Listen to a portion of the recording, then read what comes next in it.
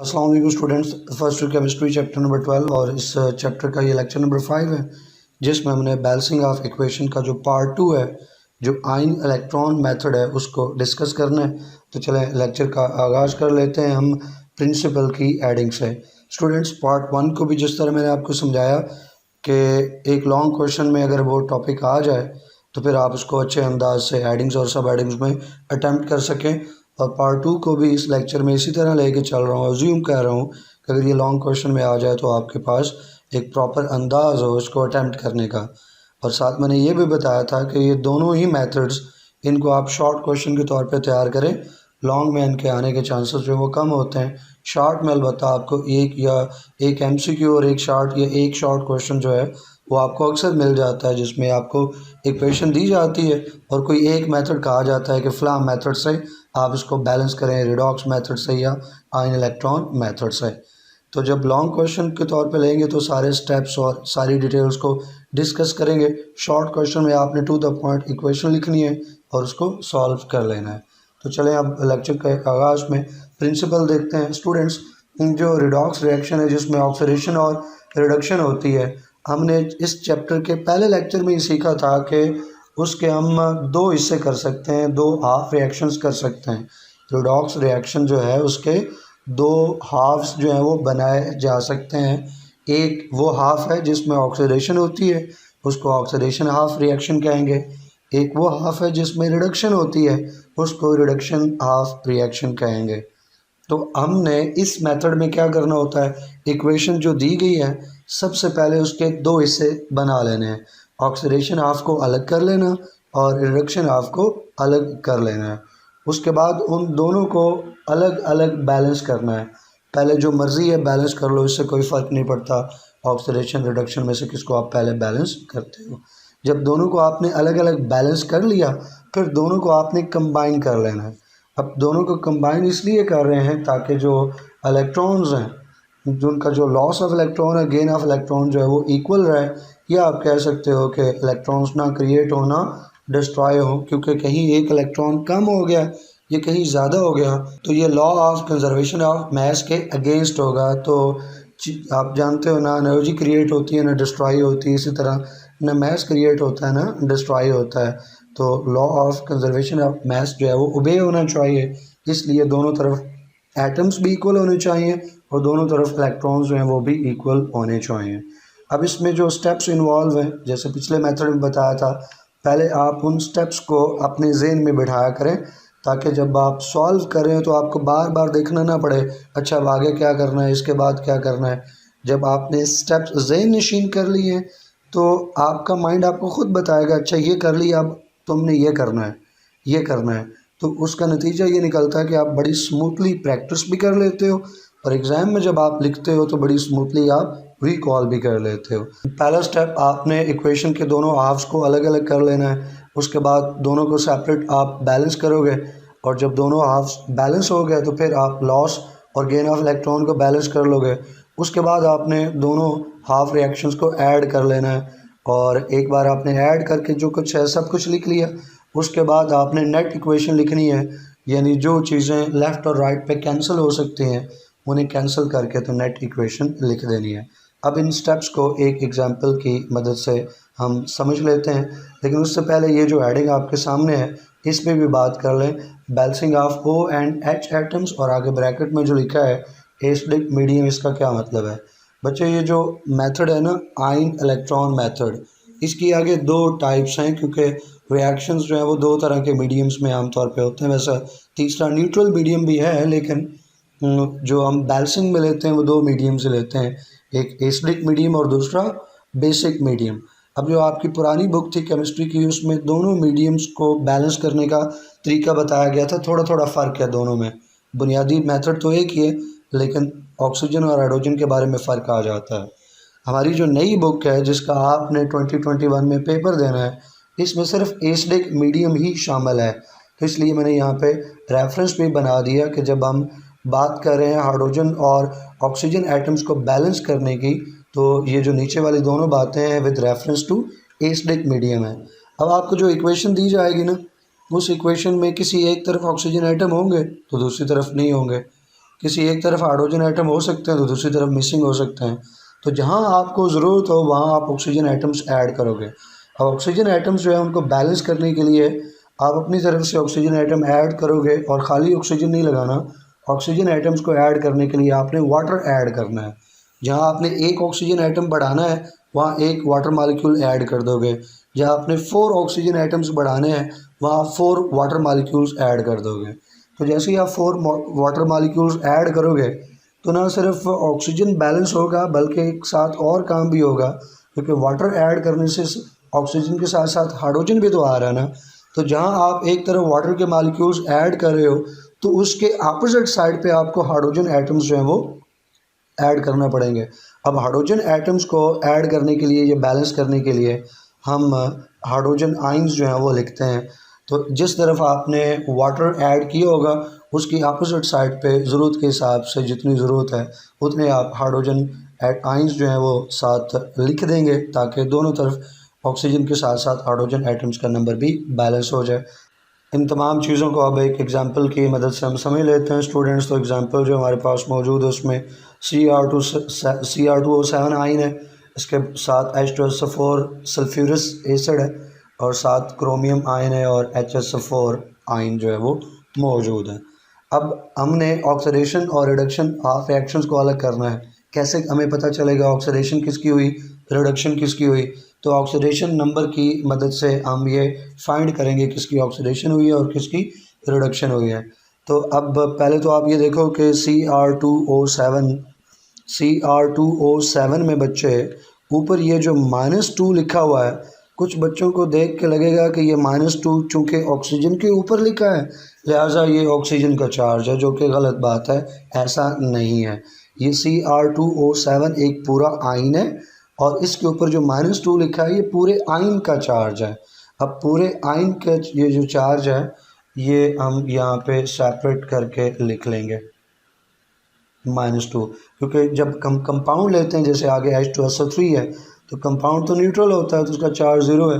तो कंपाउंड के लिए जब हम कंपाउंड में से किसी का ऑक्सीडेशन नंबर निकालते हैं तो हम इक्वल के एक तरफ 0 लिखते हैं, लेकिन ये तो आइन है इसके ऊपर -2 चार्ज है तो हम इक्वल के एक तरफ -2 लिख लेंगे।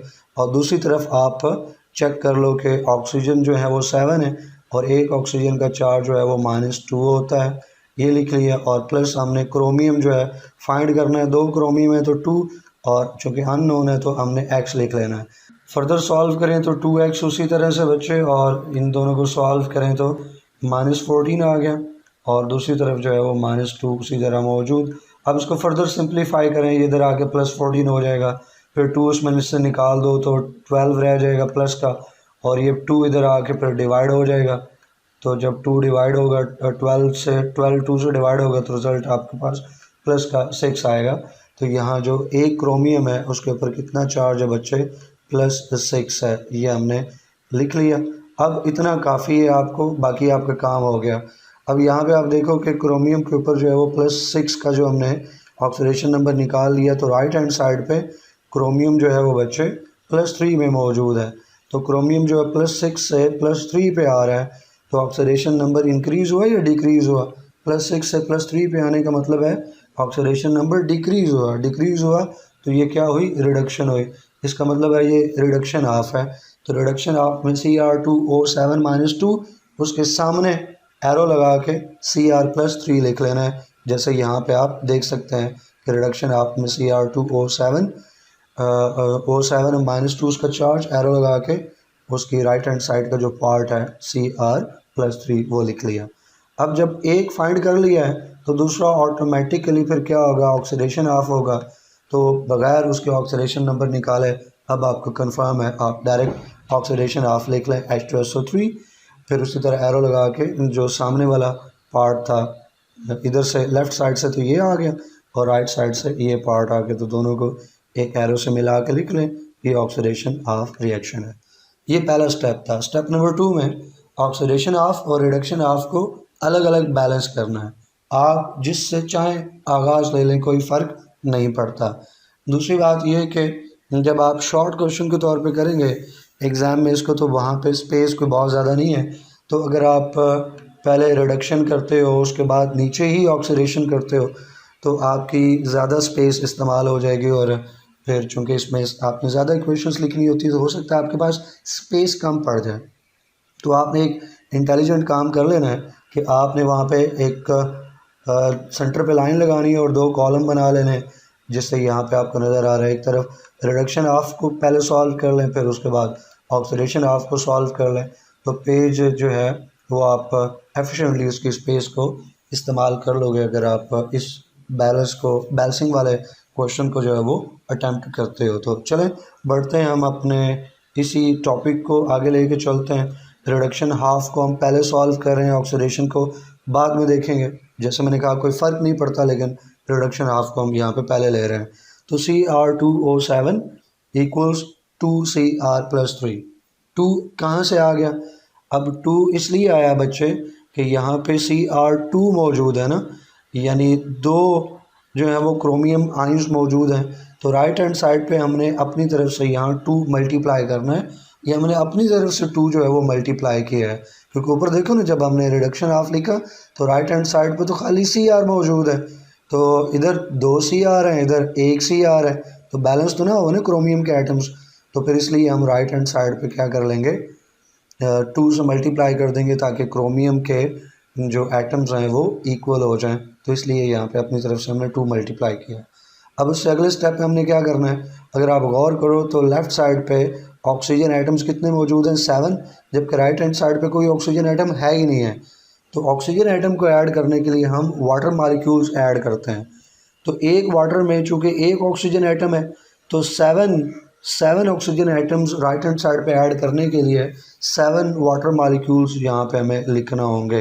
तो 7 water molecules right hand side पे आप ऐड कर दो, तो देखा आपने यहाँ पे हमने प्लस 7H2O लिख दिया।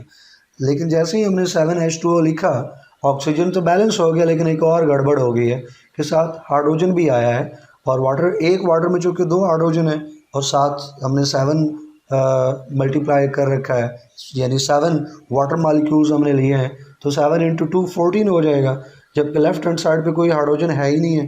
तो अब हमने लेफ़्ट हैंड साइड पे हाइड्रोजन एटम्स को लेके आना है, बैलेंस करना है, तो उसके लिए हम हाइड्रोजन आइंस को इस्तेमाल करते हैं।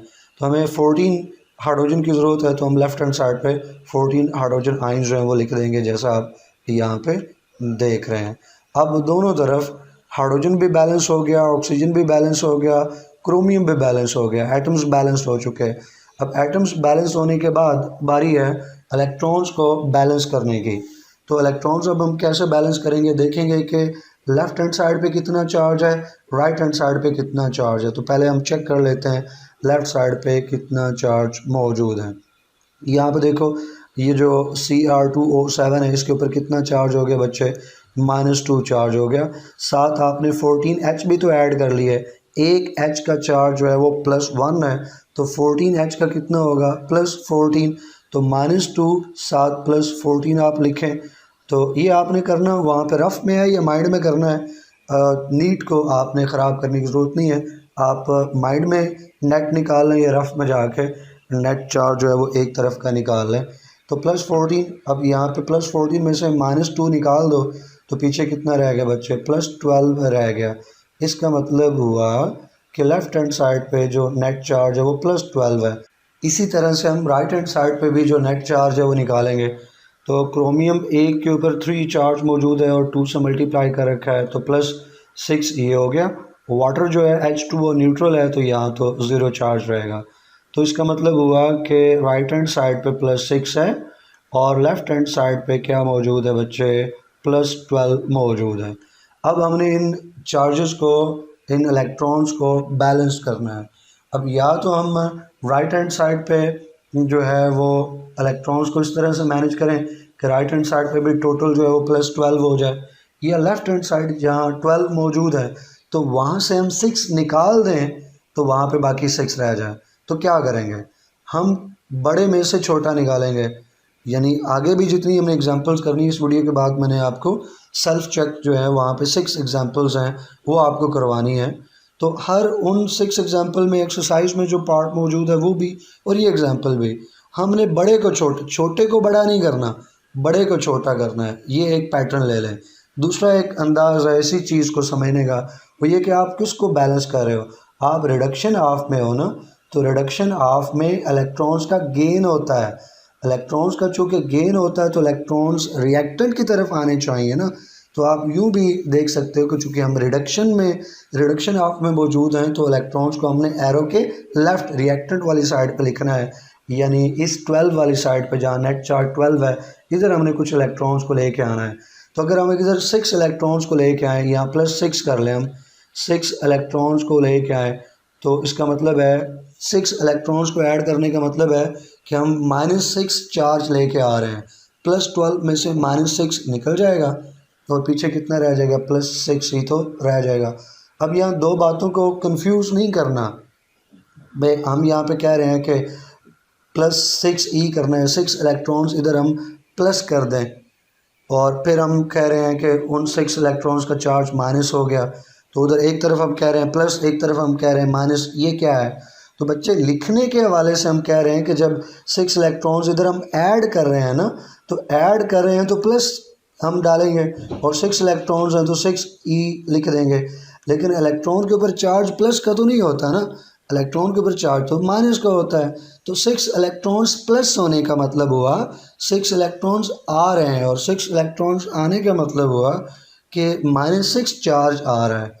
+12 था, -6 आया, नेट निकालो तो +6 जो है वो बच गया। तो इसका मतलब हुआ कि दोनों तरफ चार्ज बैलेंस हो गया। तो हमने खाली क्या करना है कि लेफ़्ट साइड पे 6 इलेक्ट्रॉन्स जो हैं वो लिख देने हैं, जैसे यहाँ पे आप देख सकते हैं। ऊपर वाली सारी इक्वेशन ऊपर वाले स्टेप की ले ली और लेफ़्ट साइड पे 6 इलेक्ट्रॉन्स हमने ऐड कर दिए, तो ये हमारे चार्जेस भी बैलेंस्ड हो गए।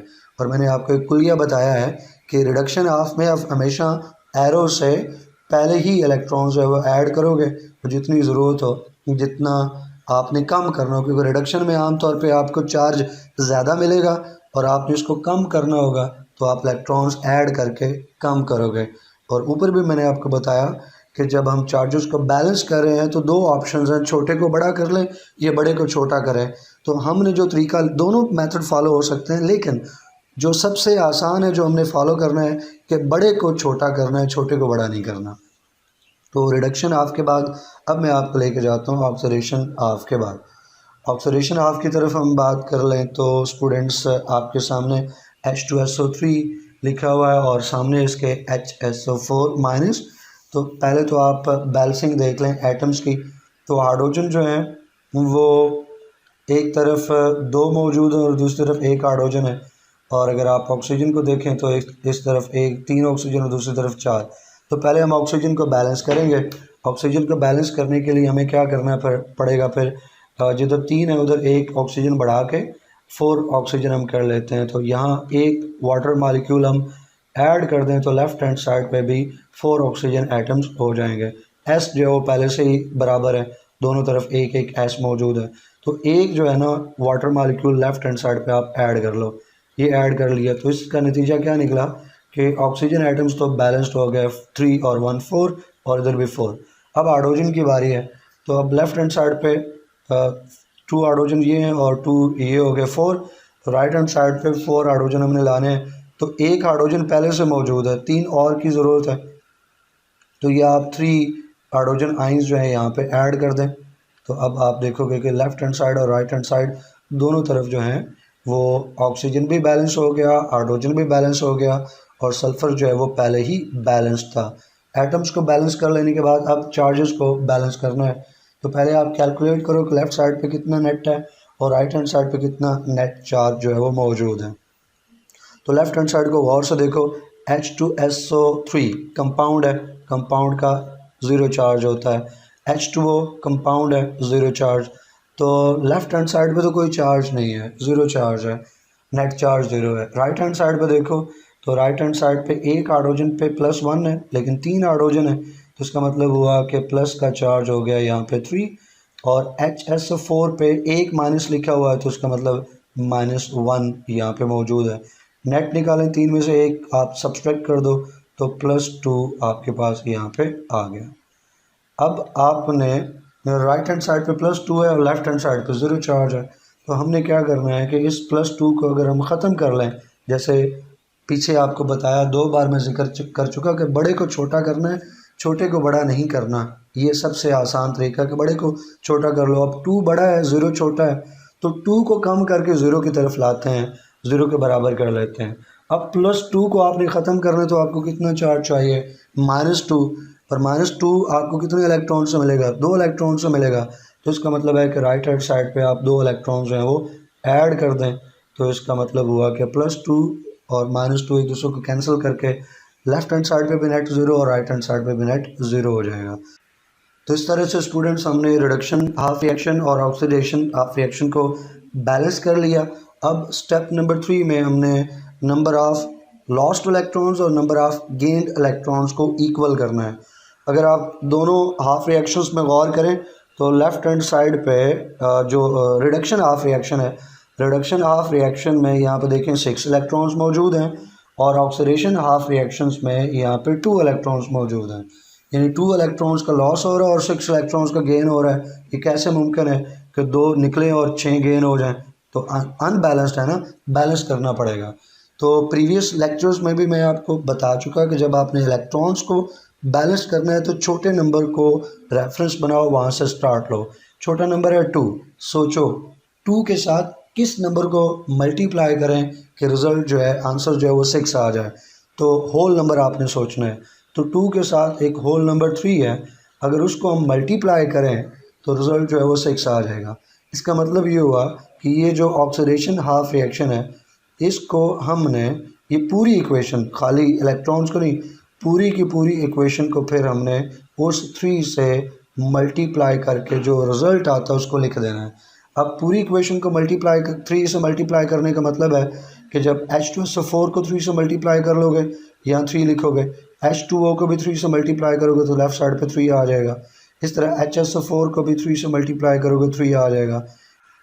हाइड्रोजन के साथ यहाँ पहले से ही 3 मौजूद है तो 3 × 3 9 हो जाएगा, और फिर आगे इलेक्ट्रॉन्स के साथ 2 मौजूद है तो 2 × 3 ये 6 हो जाएगा।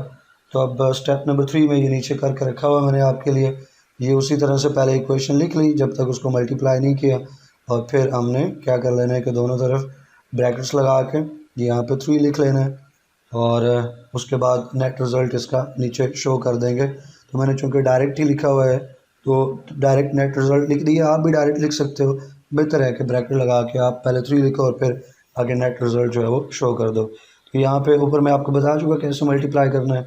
तो हर एक के साथ आप 3 मल्टीप्लाई करते जाएंगे और फाइनल रिज़ल्ट आप लिख लेंगे।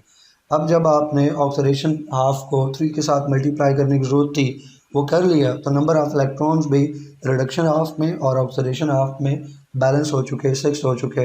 अब इनको हमने ऐड कर लेना है स्टेप नंबर 4 में। तो ये ऊपर हमारे पास जो रिडक्शन हाफ की ये इक्वेशन बनी हुई थी, इसको उसी तरह से नीचे लेके आएंगे हम, और स्टेप नंबर 4 जहाँ मौजूद है यहाँ पे, और उसी तरह से जो ऑक्सीडेशन हाफ को 3 के साथ मल्टीप्लाई करने के बाद जो रिज़ल्ट बना है उसको भी उसी को हम यहाँ पे नीचे लिखेंगे, उसी को इसके साथ ऐड करेंगे ताकि गेन्ड और लॉस्ट इलेक्ट्रॉन्स जो है वो इक्वल रहें। ये हो गया। अब इसको ऐड कर लो, दोनों इक्वेशंस को ऐड कैसे करना है। अच्छा, उससे पहले मैं आपको बता दूं कि इससे कोई फ़र्क नहीं पड़ता, ये जो ऊपर इक्वेशन लिखी है उसको नीचे लिख दो, नीचे वाले को ऊपर लिख दो, कोई फ़र्क नहीं पड़ने वाला। ऐड कैसे करना है, लेफ़्ट साइड में लेफ़्ट साइड की चीज़ें ऐड करनी है और राइट साइड में राइट साइड की चीज़ें जो है ऐड करनी है। तो पहली इक्वेशन की लेफ़्ट हैंड साइड और दूसरी इक्वेशन की लेफ़्ट हैंड साइड आपस में ऐड होंगे। तो पहली इक्वेशन की लेफ़्ट हैंड साइड पहले लिख लो आप, Cr2O7 ये पहले आ गया, फिर आगे 14 हाइड्रोजन आइंस हैं वो आ गए, इलेक्ट्रॉन्स को बाद में लिखेंगे। फिर दूसरी इक्वेशन की लेफ़्ट हैंड साइड जो है वो ले लो, तो 3H2SO3 वो लिख लिए, फिर 3 वाटर मॉलिक्यूल्स हैं वो ले लिए, और फिर ऊपर जो हमने पेंडिंग पे इलेक्ट्रॉन्स चेंज छोड़े थे वो ले लिए। फिर एरो आ जाएगा, सिंगल एरो। फिर उसी तरह से जो हमारी टॉप वाली इक्वेशन है उसकी राइट हैंड साइड से 2Cr आइंस आ जाएंगे, फिर 7 वाटर मॉलिक्यूल्स आ जाएंगे। इसी तरह से फिर नीचे वाली जो इक्वेशन है उसकी राइट हैंड साइड से 3HSO4 आइंस जो हैं वो आ जाएंगे, 9 हाइड्रोजन आइंस भी, और जिन 6 इलेक्ट्रॉन्स को पेंडिंग पे छोड़ा वो आ जाएंगे। ये हमने दोनों इक्वेशंस को ऐड कर लिया। दोनों इक्वेशंस को इस तरह ऐड करने के बाद अब हमने नेट इक्वेशन लिखनी है, डुप्लीकेशंस को कैंसिल करना है। वो चीज़ें जो लेफ़्ट और राइट हैंड साइड दोनों पे मौजूद हैं उनको हमने कैंसिल आउट कर देना और नेट इक्वेशन लिखनी है। तो ज़रा देखें Cr2O7 -2 इस पे चार्ज है, ये लेफ़्ट साइड पे है, राइट हैंड साइड पे कोई हमें नज़र नहीं आ रहा, खाली सी आ रहा है, लेकिन हम किसकी तलाश में Cr2O7 तो राइट हैंड साइड पे नहीं है, लिहाजा Cr2O7 उसी तरह नीचे आ जाएगा। उसके बाद 14 हाइड्रोजन आइंस मौजूद हैं। क्या एरो के राइट हैंड साइड पे हाइड्रोजन आइंस मौजूद हैं? यस, इधर 9 हाइड्रोजन आइंस जो हैं वो मौजूद हैं, तो कैंसिल आउट हो जाएंगे। इधर से जो वो 9 ये कैंसिल हो गए और इधर 14 में से 9 कैंसिल हो चुके, तो पीछे 5 बच गए, तो वो 5 हम यहाँ पे नीचे लिख लेंगे। तो फिर H2SO3 3 है, राइट हैंड साइड पे हमें कोई H2SO3 नज़र नहीं आता, तो ये 3 उसी तरह नीचे आ जाएंगे। वाटर मालिक्यूल्स जो हैं लेफ़्ट हैंड साइड पे हमें नज़र आ रहे हैं 3 वाटर मालिक्यूल्स, और राइट हैंड साइड पे हम देखें तो 7 वाटर मालिक्यूल्स जो हैं वो मौजूद हैं। तो इधर से ये 3 कैंसिल हो जाएंगे और इधर से 7 हैं, तो 7 में से 3 कैंसिल हो गए, पीछे 4 रह गए, वो 4 बाद में यहाँ नीचे आ जाएंगे राइट साइड पे। इसी तरह 6 इलेक्ट्रॉन्स एरो के लेफ़्ट पे हैं और 6 इलेक्ट्रॉन्स एरो के राइट पे हैं, तो ये भी कैंसिल हो जाएंगे। और फिर क्रोमियम आइंस जो हैं ये राइट पे मौजूद हैं, लेफ़्ट पे नहीं है, उसी तरह नीचे आ जाएंगे। वाटर जो 4 बच गए थे नीचे आ गए। फिर 3HSO4 माइनस आइन जो मौजूद है हमारे पास, ये भी नीचे आ जाएगा क्योंकि लेफ़्ट साइड पे ऐसा कोई सब्सटेंस मौजूद नहीं है। इसके साथ ही स्टूडेंट्स लेक्चर नंबर 5 मुकम्मल हुआ, जिसमें हमने आयन इलेक्ट्रॉन मेथड सीखा। नेक्स्ट लेक्चर में इसी के साथ जुड़ी हुई जो सेल्फ एक्सरसाइज है, सेल्फ चेक एक्सरसाइज है, उसमें 6 पार्ट्स हैं, वो आपको करवाऊँगा। टिल देन अल्लाह हाफिज़।